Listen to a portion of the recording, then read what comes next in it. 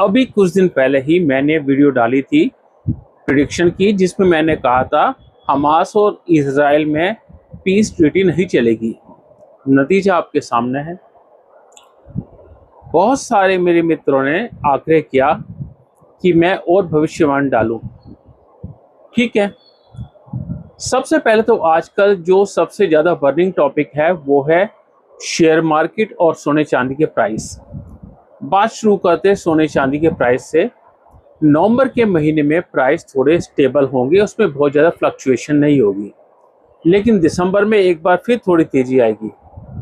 इसलिए अगर आपने इन्वेस्ट करना है तो सोच समझ के कीजिए। मेरे हिसाब से ये इन्वेस्ट करने का टाइम नहीं है। शेयर मार्केट में उठा पटक रहेगी, फिर 2 तारीख, 5 तारीख, 7 तारीख, 9 तारीख, 12 तारीख और 14 तारीख, यानी इन नवंबर के इन तारीखों में देश के विभिन्न भागों में बारिश होगी, और जहाँ जहाँ बारिश होगी वहाँ ये शीतलहर शुरू हो जाएगी। बारिश की अनियमितता के कारण इस बार हमारे फसल की प्रोडक्शन कम रहेगी, कृषि उत्पादन कम रहेगा, तो महंगाई के लिए आप तैयार रहिए।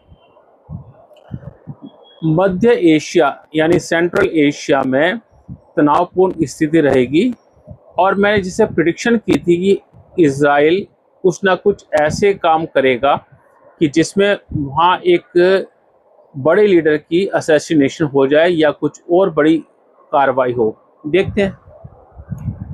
अच्छा, अब बिहार के चुनाव एक अगली हॉट टॉपिक है जिसके विषय में लोग जानना चाहते हैं।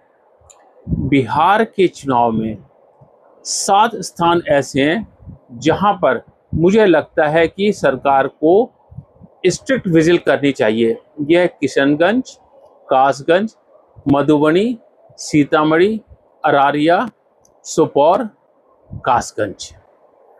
इन एरियाज में कुछ उपद्रव हो सकता है।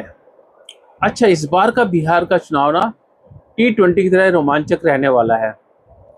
आखिर तक इसमें रोमांच रहेगा, और इस बार बहुत सारी पार्टी ऐसी होंगी जिन्होंने सोचा भी नहीं होगा और उस टाइप के रिजल्ट आएंगे।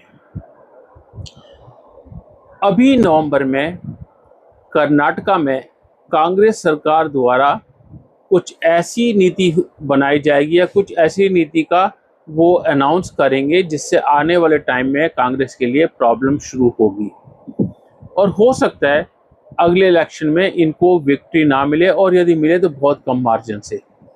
तो कांग्रेस अपना एक मजबूत गढ़ खोने वाली है।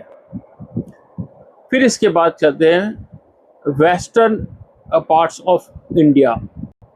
पश्चिमी क्षेत्रों में भारी बारिश, तूफान, आंधी इनकी संभावना है। इसके अलावा भारत की विदेश नीति और कूटनीति की विश्व में सराहना होगी। आप देखते रहिएगा। मैंने पीछे कहा था कि भारत अब रुकेगा नहीं, और हथियार निर्माण में एक से बढ़कर एक इसके हथियार आएंगे, और वो आप देख रहे हैं टीवी में रोज ही कुछ ना कुछ नया दिखा रहे हैं। एक चीज और, पाकिस्तान के हालात बद से बदतर होते जाएंगे। पहले भी मैंने कहा था वीडियो में, और अभी भी कह रहा हूँ, पाकिस्तान के हालात बद से बदतर होते जाएंगे। यूरोपियन कंट्रीज में मुस्लिमों द्वारा उपद्रव जारी रहेगा, कभी प्रदर्शन के नाम पर, कहीं किसी और के नाम पर।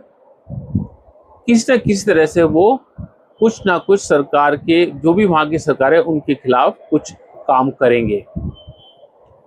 और अंत में बिहार में किसी एक बड़े नेता के साथ कुछ दुर्घटना हो सकती है। प्रभु से यही विनती है कि सब ठीक रहे, सब नेता भी और आम आदमी भी सब बचे रहें। इसी प्रार्थना के साथ आपसे विदा लेता हूँ। नमस्कार।